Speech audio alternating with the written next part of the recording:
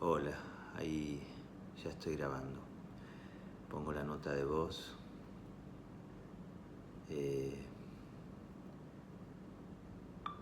No, ahí ya está funcionando la nota de voz. O sea que también todo esto lo tengo grabado en audio. En fin, hoy estaba pensando mucho si leer o no leer, porque siempre es difícil. Hoy falleció el papá de mi cuñada, que estaba con cáncer y estaba internado en terapia intensiva. Y bueno,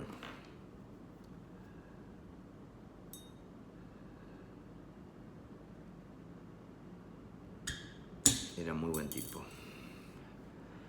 Así que entonces pensaba mucho si leer o no leer. Y por todo lo doloroso del momento, lo doloroso para mi cuñada, para Patricia, para su hermano. Y para mi hermano, bueno, pero la verdad que Litos también se llamaba, era un gran tipo y le hubiese encantado, siempre me tiraba buena onda, siempre me tiraba la mejor onda. Era un tipo noble, un roble, ¿no? De esos que parecen, que se sienten que son dignos, leales, fuertes, compañeros, simpáticos. Yo tampoco lo conocía tanto, quiero decir, pero en todos estos años, a lo largo de todos estos años, que fueron muchos, lo he visto bastante y siempre en situaciones familiares, etcétera, etcétera. Pero, insisto, era un tipo formidable. Y lo fuerte es que haya, bueno, fallecido en estas circunstancias, ¿no? En este momento y de una manera complicada. No voy a entrar más en detalles pero bueno, él, esté donde esté, disfrutaría de este whisky conmigo porque lo disfrutábamos juntos. Siempre que nos encontrábamos en esas fiestas familiares, ¿no? Siempre daba como para darle al pico y le gustaba. Yo siempre, muchas veces llevaba whisky, porque quizás no había en esos encuentros. Entonces yo llevaba muchas veces mi whisky y lo compartíamos. Él le daba mucho gusto. Bueno, es triste, pero así es la vida, ¿no? Este es mi homenaje para él y para mi hermano y para mi cuñada, que los quiero mucho.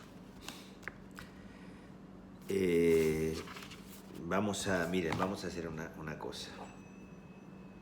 No sabía que me iba a poner así. Esto va a ayudar. Y también le mandamos energías positivas a Lito y a todos. Y ahora sí, entonces volvemos con César Aira. Y la verdad, yo podría haber decidido no hacer hoy la lectura, pero la verdad que a mí me encanta hacerlo y es un placer. Y bueno, no es que el show tiene que continuar, porque esto no es ningún show, esto es la vida, es mi vida y es un placer compartir este pedazo de mi vida con ustedes y el placer de poder compartir la lectura. Bueno, vamos allá. El capítulo que viene es hermoso, es apasionante, está escrito de manera tremenda. Y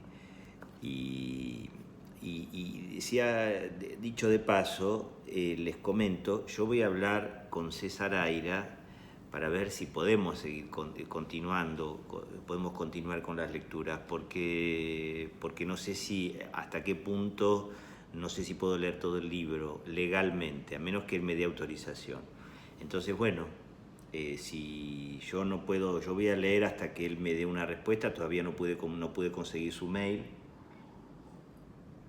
pero apenas me dé su respuesta,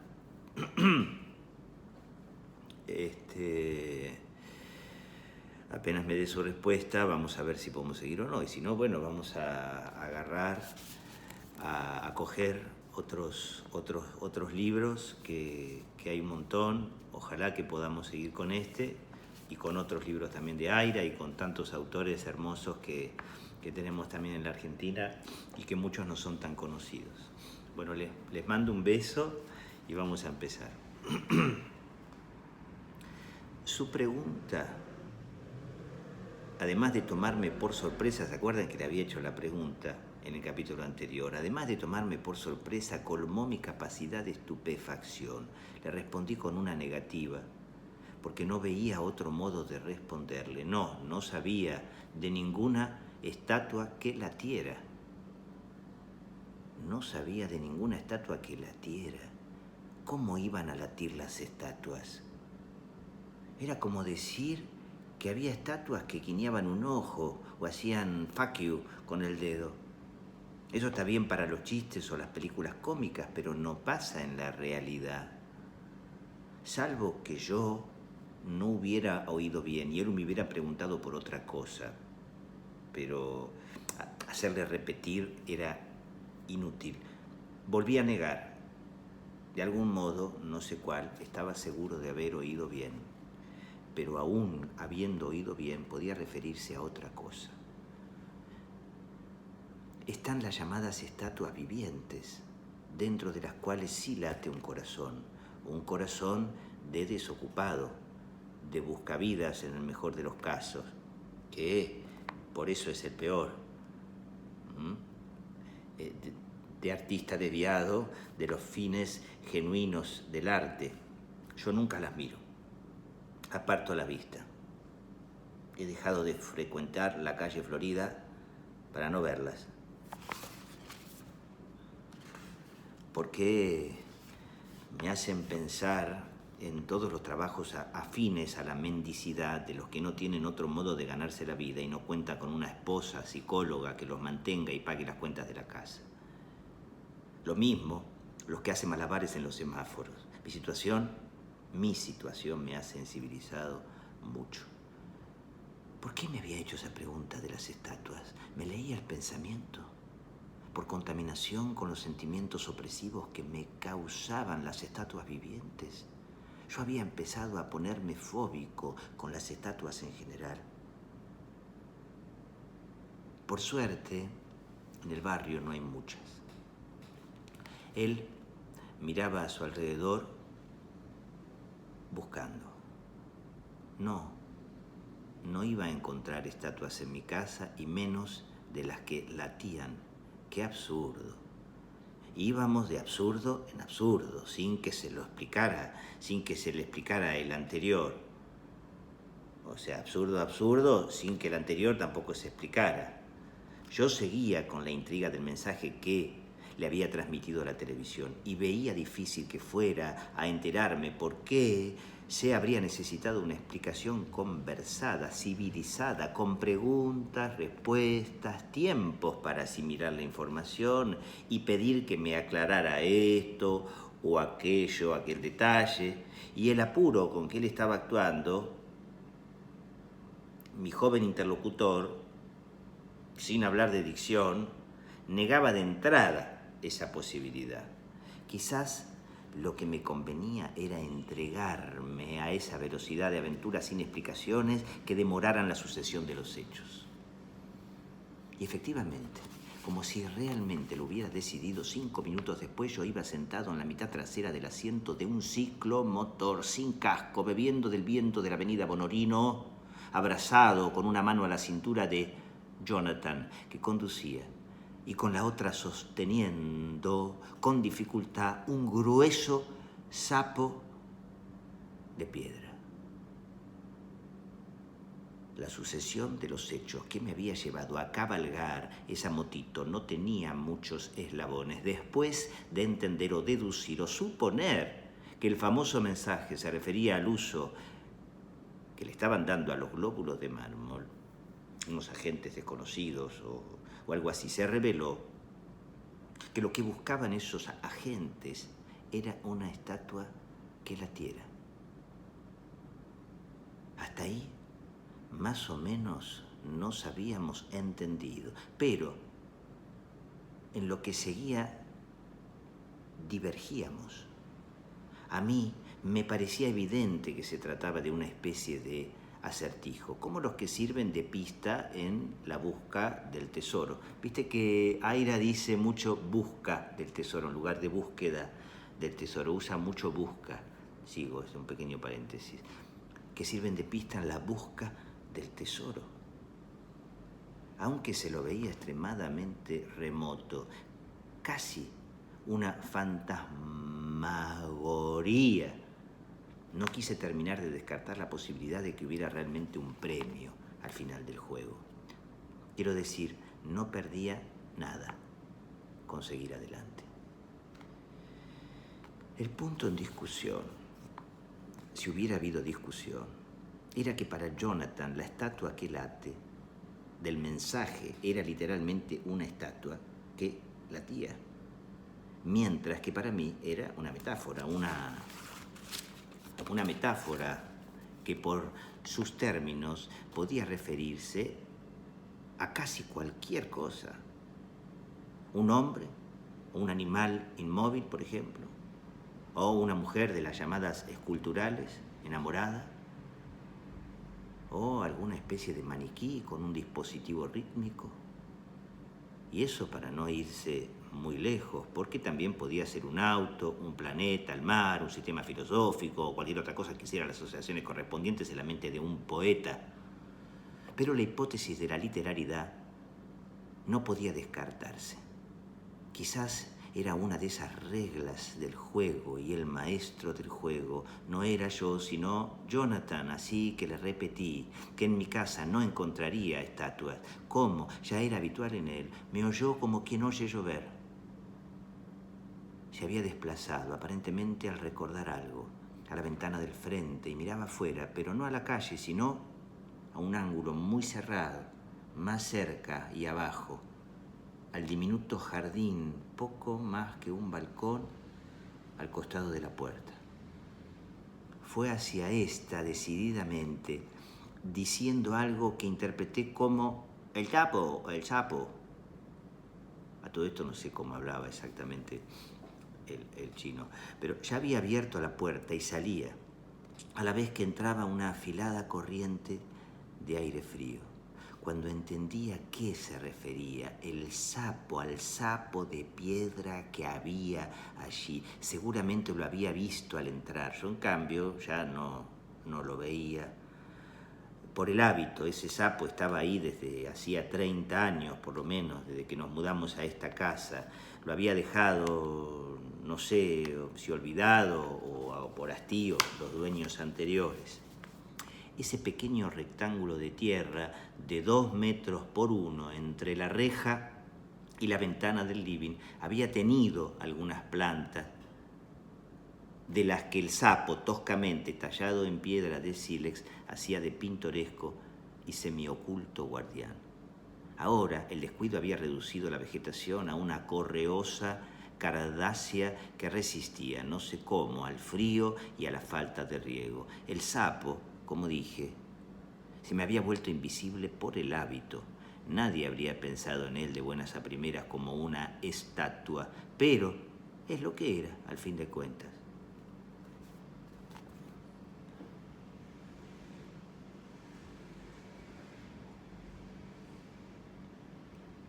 Para hacer la prueba del latido, Jonathan le sacó de su lugar de donde nadie lo había movido en décadas. Estaba semi-hundido en la tierra reseca y le dio trabajo arrancarlo. Me ofrecí a ayudarlo, pero en el espacio exiguo de ese rincón no cabíamos los dos. Al fin, moviéndolo hacia un lado y otro, logró aflojarlo y lo levantó. Su cuerpo escuálido, el de Jonathan, se curvaba hacia adelante por el peso. Dio 2 pasos y lo depositó en la losa del umbral. Yo miraba extrañado al viejo sapo. Siempre lo había visto desde el mismo ángulo y ahora le descubría aspectos diferentes, casi desconocidos. Pero seguía siendo el mismo sapo de piedra. ¿Cómo podría haber sido uno de esos clásicos enanos de jardín? Salvo que los enanos son de cemento y el sapo estaba tallado en piedra dura.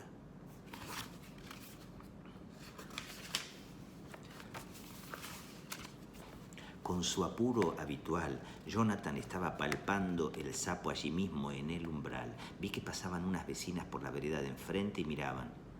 Pensarían que era un obrero que había venido a hacerme un trabajo, aunque verlo manipular de ese modo el sapo de piedra le llamaría la atención. Quise hacerlo entrar, pero la tierra pegada a la base haría un enchastre en la alfombra, así que me resigné al papelón, que de todos modos no se prolongaría mucho por la velocidad con la que actuaba este muchacho frenético.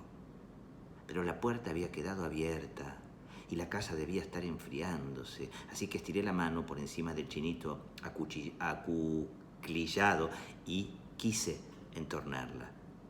No sé si calculé mal la fuerza o colaboró una corriente de aire. Lo cierto es que la puerta se cerró. Tuve un síncope de pánico. Si la llave había quedado adentro, no podría entrar hasta que volviera mi esposa. Entrar a la noche. Recién a la noche estaba la posibilidad de que me hubiera echado las llaves del bolsillo después de abrir. No lo recordaba y no quise verificar todavía para no amargarme prematuramente. Ahora me alegraba de la prisa con que Jonathan hacía las cosas porque no me había dado tiempo a sacarme el sobretodo. No me había dado tiempo a sacarme el sobretodo. Lo miré. Había pegado una oreja a la piedra y entrecerraba los ojos chinos, ya un poco entrecerrados de por sí. No pude reprimir una sonrisa. ¿Realmente estaría esperando oír los latidos? ¿Ocultaría el sapo con un estetoscopio si lo tuviera? Quizás. Nadie es tan ingenuo, pensé. Pero nunca se sabe hasta dónde puede llegar la credulidad de un desconocido. Insistía, apoyaba las palmas de las manos bien abiertas en la superficie. Se concentraba. Ya parecía a punto de rendirse. Habría sido lo más razonable si lo que pretendía era encontrarle latidos a un sapo de piedra. Pero algo en su personaje sugería, y me lo había demostrado hasta entonces, que era de los que siempre encuentran lo que buscan. Lo demostró una vez más al levantar la vista, volverse hacia mí y pedirme algo. No entendí qué. Me llevé maquinalmente la mano al bolsillo y saqué su trajinado contenido que le mostré en la palma. Mientras yo veía, con desmayado horror, que entre los objetos no estaban las llaves, él levantaba uno con la punta de los dedos. Era el ojo de plástico. En el momento en que yo lo había tomado en la caja del supermercado, a despecho de la prisa con que se había realizado toda la operación del cambio, había visto que era un juguete de goma, un ojo de tamaño poco mayor que el de un ojo de un hombre adulto, con la pupila de plástico celeste traslúcido. Al apretar la bola de goma, que era blanca y surcada de venillas, se encendía una luz adentro y la pupila se teñía de rojo.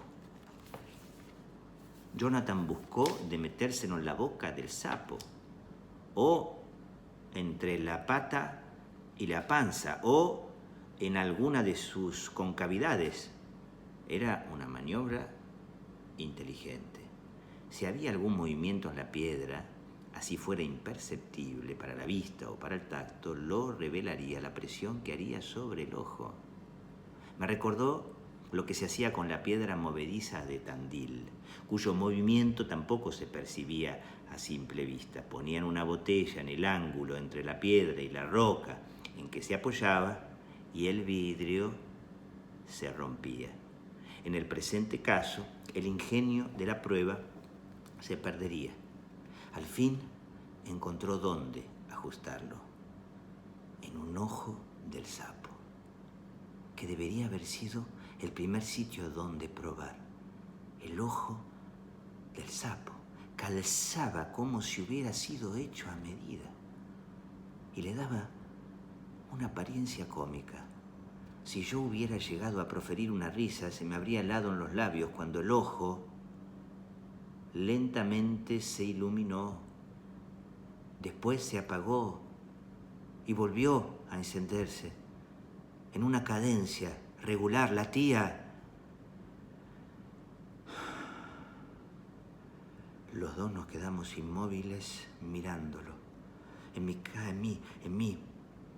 mí, esa inmovilidad no tenía nada de raro, porque lo que venía pasando me tenía en las cimas de la perplejidad, donde solo podía absorberme en el pensamiento. En cambio, era una novedad en Jonathan, el hiperkinético. Hasta él necesitaba una pausa. No le duró mucho, con todo. En instantes volvía a levantar el sapo y me decía: creo que tenemos que ir a alguna parte.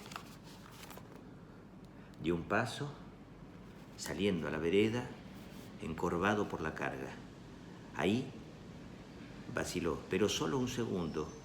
Se volvió hacia mí, me tendió el sapo, o más bien, porque no era algo que pudiera pasarse livianamente de mano en mano, me indicó que lo tomara al sapo. Lo hice para no entrar en discusiones y me sorprendió su peso. Él salió corriendo después de pedirme, más con la actitud que con su habla atropellada, que lo esperara. Me quedé donde estaba, con el sapo en brazos. Era realmente pesadísimo, un pisapapeles de jardín, y su forma casi esférica lo hacía incómodo de sostener.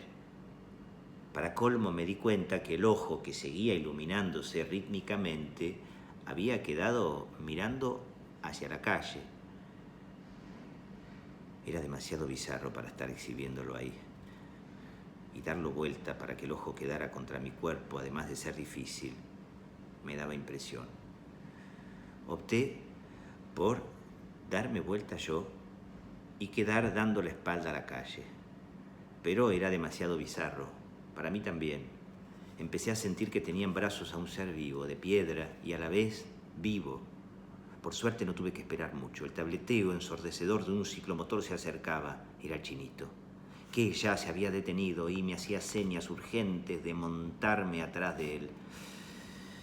No es que hubiera mucho lugar, el asiento era individual y no muy largo. Su respeto por mi volumen, que es considerable, fue distraído. Se limitó a adelantarse unos centímetros. Hice de tripas corazón y obedecí. Era la primera vez en mi vida que me subía a una moto.